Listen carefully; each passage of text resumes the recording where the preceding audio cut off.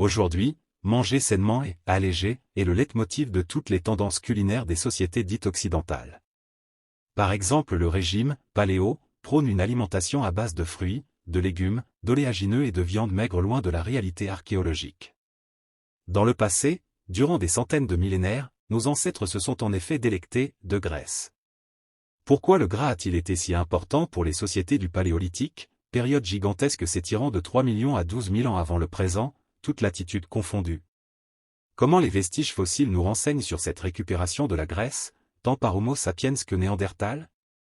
Et en quoi certaines préparations culinaires observées dans les sociétés traditionnelles actuelles nous aident à émettre des hypothèses et à mieux comprendre les cuisines paléolithiques? Les traces liées à l'alimentation en contexte archéologique sont ténues. En effet, les aliments sont ingérés et les déchets restants, périssables, se décomposent en un laps de temps très court. De façon fortuite, quelques résidus organiques peuvent parfois se retrouver piégés dans des matériaux comme de la céramique ou se conserver dans des contextes très particuliers, carbonisation, milieu humide. Le gras ne fait pas exception, et c'est donc principalement sur la base d'indices indirects qu'il est possible de discuter de sa récupération et de sa consommation. Contrairement à la viande ou aux ressources végétales, en l'état actuel des recherches, la consommation de gras ne peut pas être inférée à partir de l'analyse des restes humains, que ce soit au moyen de l'étude des isotopes contenus dans le squelette, du tartre dentaire ou encore des micro-usures laissées sur la surface des dents. Les déchets fossiles des animaux mangés, os, dents, constituent donc les seuls témoins pour parler de cette consommation.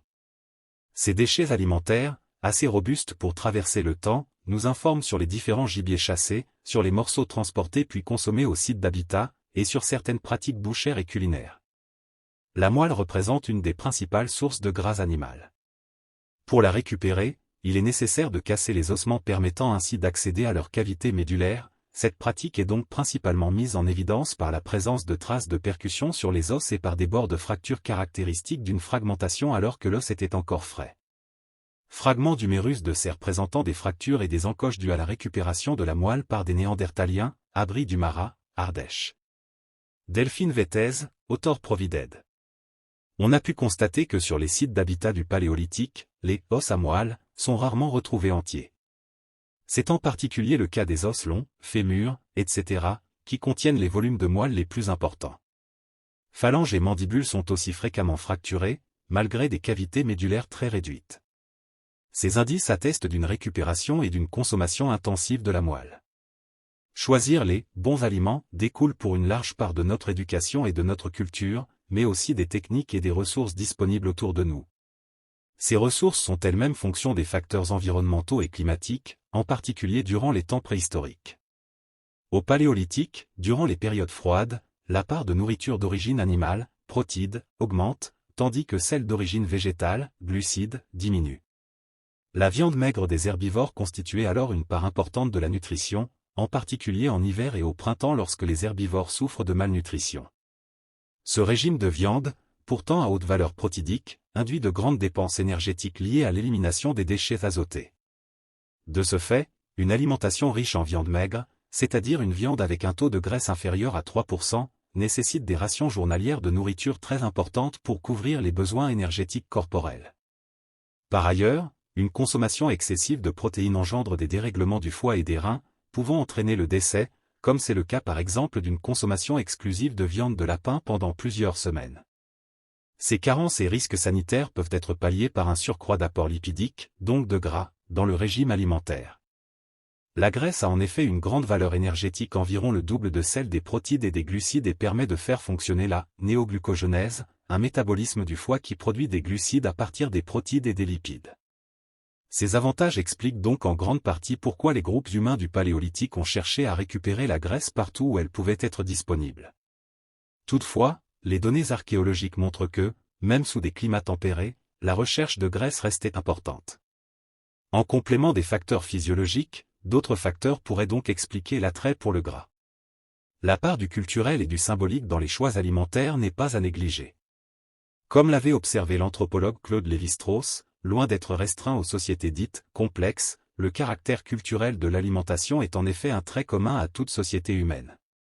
En Occident aujourd'hui, par exemple, la moelle est notamment servie dans des restaurants gastronomiques, ou présente dans de nombreux plats traditionnels, tels que l'osso bucco italien.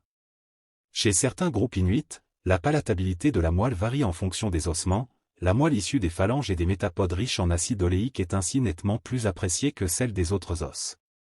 Dans le Kamtchatka, en Sibérie, la graisse de renne obtenue durant le Kilveil, fête du printemps, tient lieu d'offrande dans les relations des éleveurs de rennes avec leur environnement. La graisse animale est ainsi un mets très prisé et fortement valorisé dans beaucoup de sociétés. La dimension sociale et symbolique de l'alimentation au Paléolithique est malheureusement particulièrement difficile à saisir.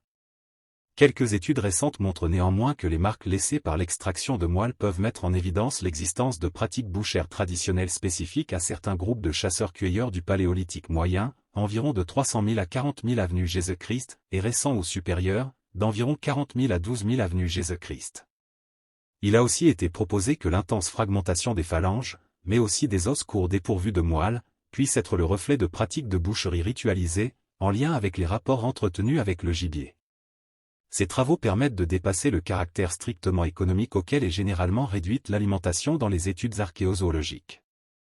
La préparation de bouillons à base de graisse contenue dans les tissus osseux observés chez les Nunamiutes, Alaska, a permis d'envisager l'existence de tels procédés au sein des sociétés du Paléolithique. De nombreux travaux archéologiques et expérimentaux ont permis de lister des critères appuyant l'utilisation d'un tel procédé dès le Paléolithique. C'est le cas par exemple de l'intense fragmentation des éléments spongieux des os dans lesquels se trouve la graisse. Ce procédé est notamment reconnu au Paléolithique supérieur, il y a environ 25 000 ans, période gravétienne.